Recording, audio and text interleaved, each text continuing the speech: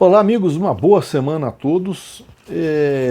Nessa fase de sucesso do Atlético na Série A e de fracasso do Cruzeiro na B, eu tenho sido assim muito consultado por amigos de emissoras de televisão, de jornal, amigos com quem eu trabalhei, pessoas que me têm como alguma referência, ou por saber que eu sou mineiro, que trabalhei, fui editor do Esportes do Estado de Minas por 14 anos, e vivi muito intimamente esses dois clubes gigantes do futebol brasileiro. Vivi muito de perto bons momentos desses times, recentes inclusive.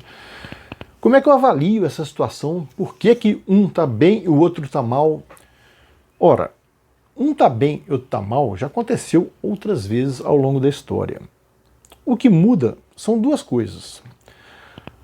O Campeonato Brasileiro passar a ser por pontos corridos e haver acesso e descenso protocolares certinhos, cumpridos, rigorosos, desde 2003, nesse aspecto dos pontos corridos. Então não há mais aquelas viradas de mesa, ou não há aquelas ausências de rebaixamento que dominaram, por exemplo, os anos 70, 80, principalmente da segunda metade dos 70 e a quase toda a década de 80, quando o Atlético ia bem nos brasileiros e o Cruzeiro ia muito mal. Então, houvesse rebaixamento naqueles tempos, o Cruzeiro poderia ter tido rebaixamento em alguns anos anteriores. 82, 84, eram times horrorosos do Cruzeiro e times espetaculares do Atlético. E poderia haver rebaixamento do Atlético, por exemplo, em 93, quando ele vivia em uma época de fim de uma geração, de uma turma, e não tinha formado outra, o clube não tinha dinheiro, dirigentes sendo afastados por improbidade. Então poderia ter havido ali também. Mas desde que as coisas estão organizadas no futebol brasileiro, com pontos corridos na A e na B, esse aspecto salienta a situação dos dois times. E há um outro que pesa sobremaneira para que o Cruzeiro seja pessimamente. É a roubalheira que teve no clube no ano passado. Má gestão, endividamento, gestão temerária, irresponsabilidade até de gastos acima do permitido ou do possível, do recomendável. Os dois incorreram nisso, inclusive o Atlético. Anda devendo salário, anda tendo dificuldade para pagar salário, o Jorge Sampaoli já andou reclamando, já andou ameaçando das entrelinhas sair fora. Então há também no Atlético esse aspecto. Só que chegou num nível no Cruzeiro que foi muito além, extrapolou demais. A diretoria que passou por lá dizimou o clube. Irresponsabilidade, não pagou dívidas com empresários internacionais, com a FIFA, com várias organizações, com o Ministério Público, com fundo de garantia, Receita, foi devendo tudo, até as calças. Isso arrebentou com o clube.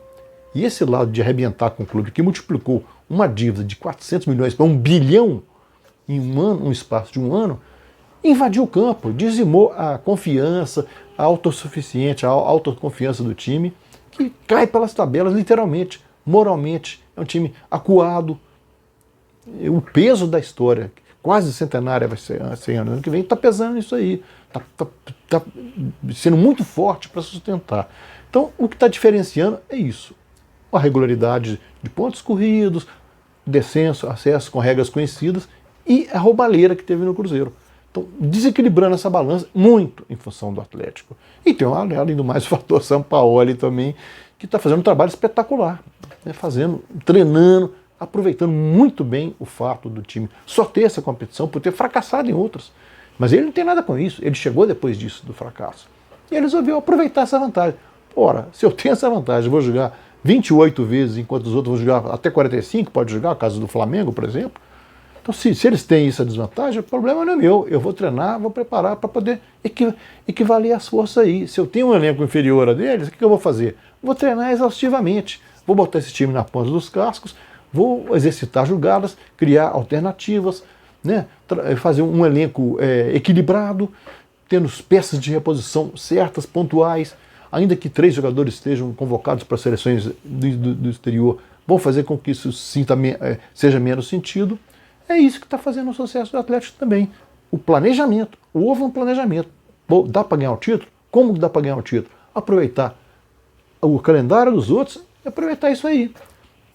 Então, por isso que o Atlético, segundo o chance de gol, que é um site paulista de calcula probabilidades, está com 46% hoje de chance de ser campeão. É claro, são 13 rodadas, ele jogou 12 jogos, mas seus principais adversários também, Flamengo e Palmeiras. O Internacional tem um a mais, tem as 13. Eles têm 12, esse trio. Então tá valendo essa avaliação aí.